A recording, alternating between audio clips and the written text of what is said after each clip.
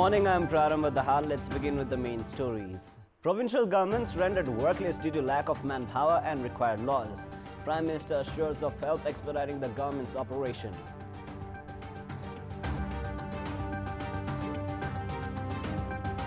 Former Prime Minister Baburam Bhattrai objects to the European Union's remark on one of Nepal's constitutional provisions. Foreign Ministry terms it as an interference on national sovereignty. Facebook founder Mark Zuckerberg admits the social network made mistake that led to millions of Facebook users having their data exploited by a political consultancy. And two-time world champions West Indies qualify for Cricket World Cup, secure a 5-run win over Scotland under the Duckworth-Lewis method. The secondary school examination SEE has begun today. A total of 485,586 students are giving the SEE exam. According to the Office of the Controller of Examinations, of the total students, 461,551 are regular, while 24,071 are towards exempted category. 1,956 examination centers have been allocated in 77 districts to ensure smooth holding of the examinations. The exam is taking place following revision of the curriculum after 10 years. Starting this year, all compulsory subjects excluding mathematics will have practical examination. Students who pass the SEE will progress to the 11th grade. The exam began at 8 a.m. earlier this morning. Let us now move on to the latest national political updates.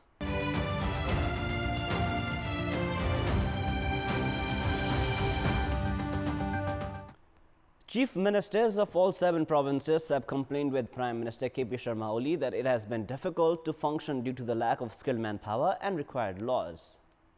After holding a 6-hour-long meeting with the Premier, Province No. 2's Chief Minister Lalbao Raut said it has become difficult to go about official procedures owing to inadequate staff and budget. The Chief Ministers of the remaining provinces to have started management of the human resources, law, physical infrastructure and budget as major challenges. In response, Prime Minister Oli pledged to help expedite the operation of the local governments by issuing a white paper. The local governments are yet to perform in full swing due to these reasons, despite the appointment in all portfolios. In this context, we have asked the residents of Butpal, Pokhara and Biratnagar regarding their expectations from the provincial chief ministers. Let us now take a look at what they had to say.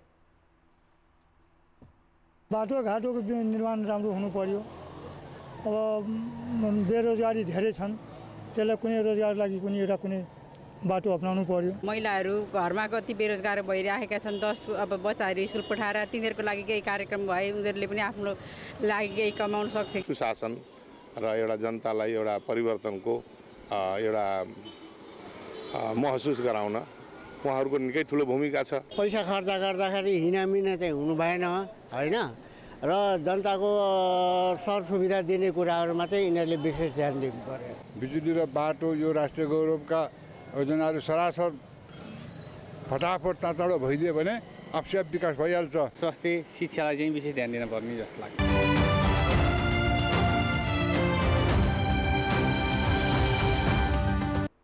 There has been a widespread criticism against the remark made by the European Union's election observation team on one of Nepal's constitutional provision. In its 10-point report, the EU has advised to do away with what it called the reservation of Khas Arya community in both the National Assembly and the House of Representatives. The report has also advised Nepal government to re-evaluate the effect of the caste-based reservation in the constitution. We have a report. In his tweet posted today, former Prime Minister Baburam Bhattrai said that there is no such word as reservation in the constitution and that the call not to provide reservation to a particular caste was objectionable. Bhattrai added that the constitution only mentions about proportionate inclusive representation, which is absolutely indisputable. Bhattrai's tweet obviously hinted towards the European Union's remark. Talking to our correspondent in Chitwan, Bhattrai said that the Union do not hold any right to advise changes in the constitution of a sovereign nation without even realizing the truth. लानु प्रावधानै हटाउनु पर्छ सम्पूर्ण गर्नु पर्छ भनेर एक ढंगको आदेशमूलक ढंगले फेरि जारी गर्नु सर्वथा आपत्तिजनक कुरा हो हामी कसैले पनि कुनै देशको संविधानमाथि हामी त्यसो गर्न सक्दैनौं अमेरिकाको युरोपियनका अरु कुनै पनि देशका Patrai further said that it's not reasonable to remark on Nepal's constitution based on comparison with European nations that are built on the basis of a single ethnic and linguistic backgrounds. He added that Nepal's constitution is progressive in terms of inclusiveness and proportional representation. अवांछित खालका उपदेशहरू तपाईहरु नदिनुस् हामी सार्वभौम स्वतन्त्र देश हौं हामी पनि लोकतन्त्र मूल्य मान्यता बुझ्छौं बरु कतिपय अवस्था त म त गर्वसाथ भन्छु युरोप र अमेरिकाहरू भन्दा पनि पछिल्लो विकसित लोकतन्त्र अभ्यास गर्ने हामी कोसिस गर्दै छौं हामीले समावेशी समानुपातिक एउटा इन्क्लुसिभ डेमोक्रेसीको प्रति हामी गरिरहेका छौं. Besides Patrai, Rashtriya Prajatantra Party chairman Kamal Thapa and CPN UML secretary Yogesh Patrai have also criticized the European Union's report. The Ministry of Foreign Affairs issued a press release yesterday evening refuting the remark made by the European Union's election observation team. The release stated that the team's remark not only undermined the holding of peaceful and impartial elections, but also went against the scope and norms of the international election observation. It is now time for our segment Public Pulse, where you text us your opinion. Public Pulse. The question is, what is your take on European Union's remark on the need to change Nepal's constitutional provision? Your options are A, interference on internal matter, and B, result of poor natural mechanism. The voting is on. You can type NEWS, select your option A or B, and then send it to 8080 to share your opinion with us. More than 50 justices are devoid of positions at the Supreme, the Appellate and District Courts. Now that the country has its new Law Minister and the new Acting Chief Justice, the Judicial Council is preparing to move ahead with the new appointments. This juncture is widely considered in the judiciary as a stage where from the practice of appointing capable candidates instead of appointing those with political support is started. There are 421 justices in the judiciary at the moment. The Supreme Court should comprise of 21 justices, including the Chief Justice, 2 positions out of which is vacant at the moment. Likewise, 11 posts out of the 160 in the Appellate Court and 40 posts out of 214 in the District Courts are yet to be fulfilled. Meanwhile, the Judicial Council has already taken written exams of 16 justices for District Courts, and the Council is doing its homeworks to make the appointments for the other posts as well. For long, justices have been appointed on the basis of political influences. The practice of the appointment of justices in the Judicial Council started more than 2 decades ago. The Council has the provision for the appointment of the Chief Justice, Senior Justice, Law Minister, Nepal Bar Association and political appointments. The Judicial Council has for long been under the influence of political parties, which has thereby rendered the decisions made by the justices to be politically motivated as well. To make matters worse, justices who have taken the oath of office and secrecy are found queuing up at various party offices. The reputation of the judicial system is degrading by the day due to political interference and party-based division of the judicial positions. The question therefore remains, would the new government that promises good governance break the malpractice in the judicial system of the country? A conference hosted by the United Nations Development Programme in the capital yesterday saw a queue of massive science fanatics. The reason being the humanoid Sophia, who visited the capital for the first time. We have a report. When Hong Kong's Hanson Robotics made her, they created a face that resembled the late English actress Audrey Hepburn. Although a robot, Sophia looks no less than a real woman.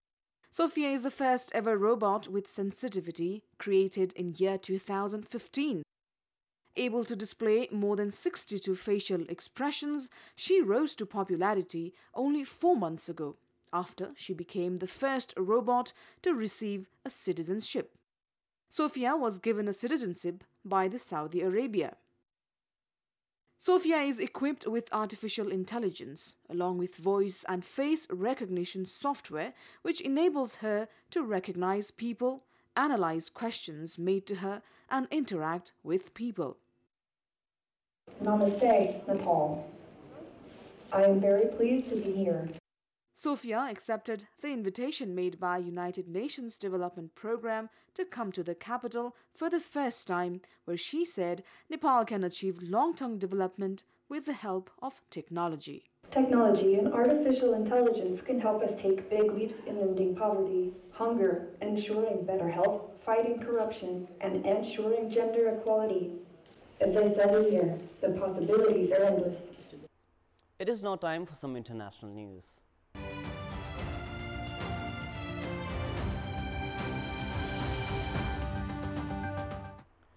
Facebook founder Mark Zuckerberg has admitted that the social network made a mistake that led to millions of Facebook users having their data exploited by a political consultancy. Cambridge Analytica is accused of improperly using the data on behalf of political clients.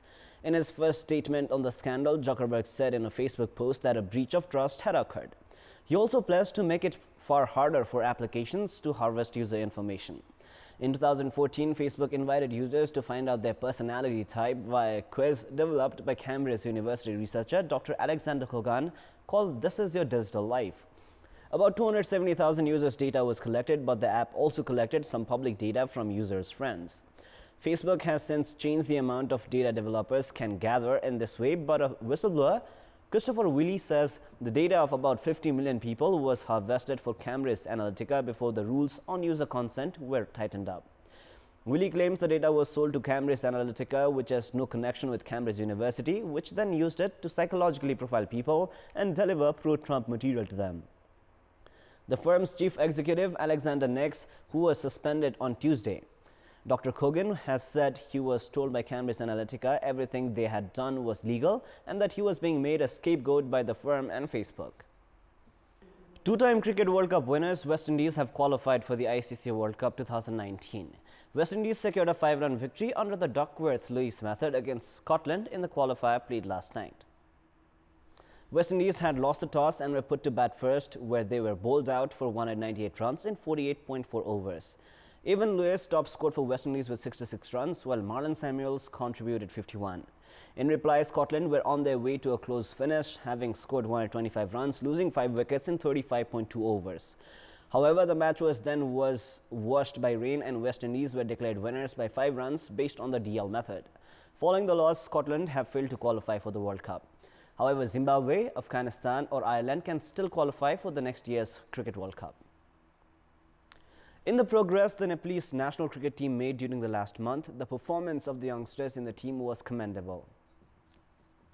The way the young players showed maturity on the field has given confidence to the Nepalese squad's bench strength.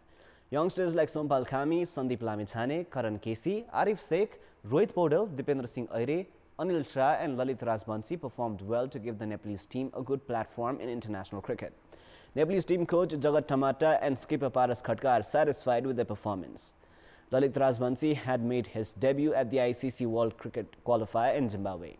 The squad lost the first 3 matches of the qualifier but did not lose their confidence. After losing the group matches against host Zimbabwe, Scotland and then Afghanistan, Nepal's chances of reaching the Super 6 were very slim. But his chance of obtaining the one-day international ODI status was still alive. With the absence of a cricket association and due to a weak domestic infrastructure, the young players are fearful of the fact that the success they achieved in the acquiring of the ODI status might go in vain. The youngsters in the squad are energized after achieving the ODI status and are willing to take Nepalese cricket to a higher level. But for that, the haphazard management of Nepalese cricket needs to be on the right track. That is all for the moment. Our next English bulletin will air at 11 a.m. Keep watching Kantipur Television SD for more news and entertainment. Have a great day ahead.